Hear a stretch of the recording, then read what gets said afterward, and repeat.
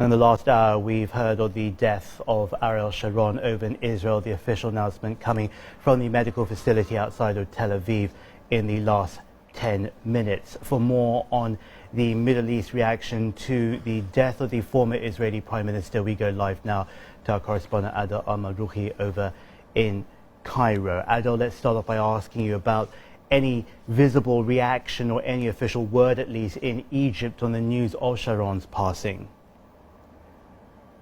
Well, basically, officially, there hasn't been any response, neither from the government, the foreign ministry, or any other official here in the country to comment on Sharon's death.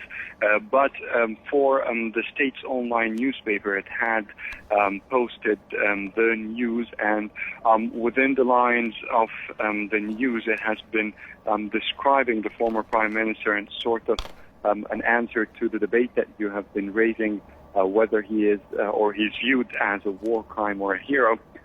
So the report itself, or the news on the state newspaper, stressed on the 1982 war against Lebanon and stressed on the Sabra and Shatila massacre. And this is actually just one of several other, at least, massacres that have been reported through the Egyptian media, holding the former Prime Minister Sharon responsible for taking such an act.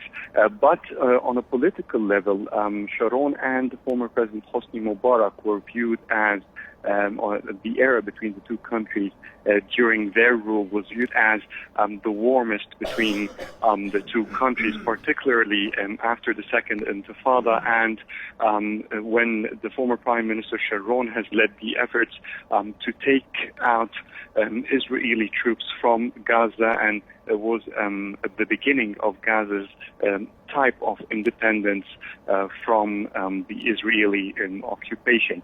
After that was the Egyptian President Hosni Mubarak, who has been trying to follow up on these efforts, and there has been an invitation from the former Prime Minister to Mubarak to visit him in Israel. However, Mubarak did not take that invitation.